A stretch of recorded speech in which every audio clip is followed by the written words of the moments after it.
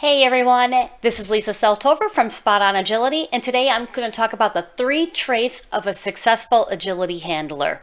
In a previous webcast blog post, I talked about 6 vital tips this dog agility trainer needs you to embrace, and the first one was that all handlers have the ability to create agility superstars in their dogs. And yes, that does mean you. You absolutely have that ability. And if you're asking yourself, well, how do I know that? Well, first of all, you made the leap into the sport of agility, likely intending to mainly have fun with your dog. And that's an incredibly positive intent, which says a lot about the quality of your heart.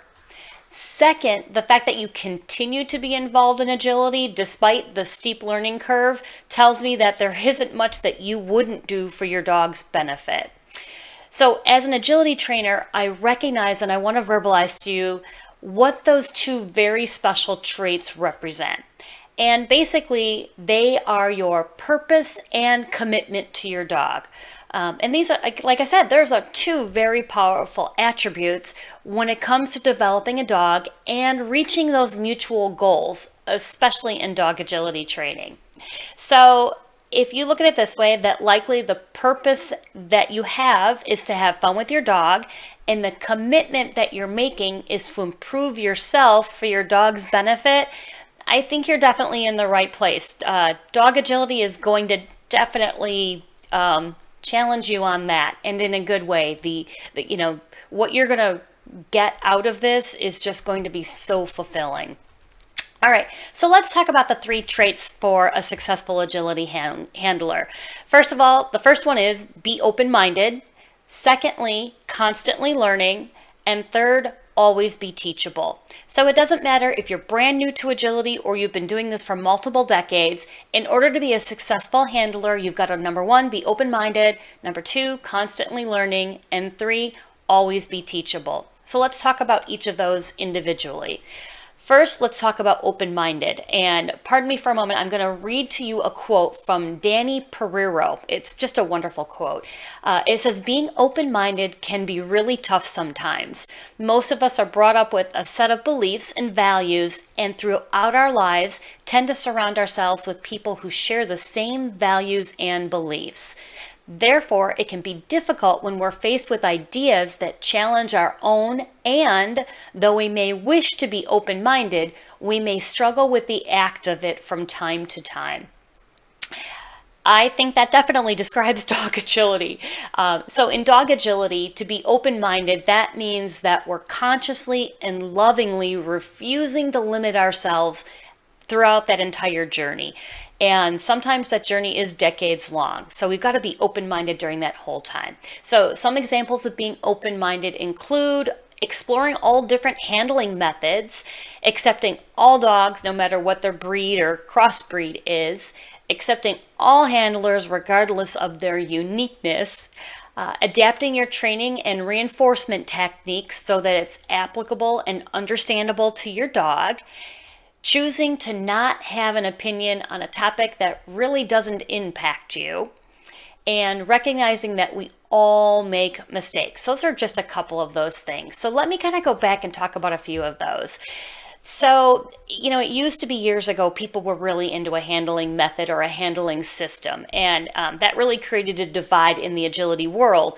Well, now we're kind of learning that it doesn't really matter. You have to do what's best for you, and to go out, get all the skills that you can, and have a lot of tools in your toolbox. Also, accepting handlers for their uniqueness. You know what, we're an agility community. This is going to be challenging sometimes. Different personalities, different things going on. We just have to accept that. And that kind of also falls into refraining from having a judgment on something that doesn't impact you. Sometimes it's just best not to weigh in with an opinion, because why get involved? You've got other things to do. You've got other things to focus on. One of the big ones, recognizing that we all make mistakes. I think that's going to be really important. You make mistakes, other handlers make mistakes, dogs make mistakes, and I think that if we stop looking at mistakes and having a judgment surrounding those, and we just accept the fact that mistakes are a an opportunity to learn, we're all going to be a lot happier on that. All right, so moving on to constantly learning. I'm told that most successful people are always constantly learning. So at the highest levels, they just keep going and going. I know, like I said, in dog agility, I've been doing this for at least 25 years, and it never fails that I'm always learning something new. The other thing is I've had multiple dogs, and you would think at this point that just because I've had multiple dogs that this should just be a piece of cake. But the thing is, every single dog is different and they're unique, and I'm learning with every single dog as well. So I've got to constantly be open and adaptable so that each unique agility team can, grow into what it's supposed to evolve into so they can grow into its absolute best. All right. Talk about always be teachable. I'm going to read you something from John Maxwell. Being teachable is a choice. We choose whether we are open or closed to new ideas, new experiences, others' ideas, people's feedback, and the willingness to change. The key to teachability is not just that we try ideas on for size, but that we actually learn from others and change our point of view, process, and future decision making based on what we have learned. Okay, that's a lot. And what I think it really comes down to is being teachable has two main parts. First, it means that we are on a sincere mission to embrace answers and or to find solutions and choose to see the benefits in each item presented to us for learning. Oftentimes I will go to an agility seminar and I'll pay a lot of money. And I have this theory that if I learn just one thing from that agility seminar, it was worth all of the money that I paid for that. So I'm always looking for the positive. There are just times that I'll go to a seminar and I learn something and it may not be applicable to the current situation. And I just kind of learn, I listen, I take note.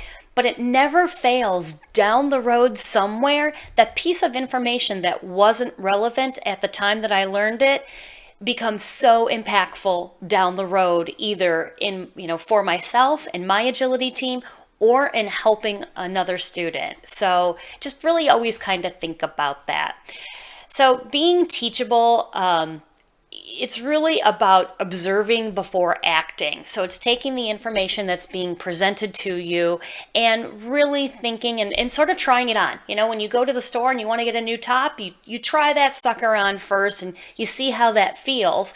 Sometimes it feels odd, but maybe it's new and different, and you just have to try that on. And that's the same with all of the agility ideas. So, as a refresher, don't forget that the 3 successful traits of an agility handler are to be open-minded, to constantly be learning, and last but not least, to be teachable. All right, if you have any other questions, please do feel free to send them to me. You can always reach me at lisa@spotonagility.com. And as always, happy handling, everyone.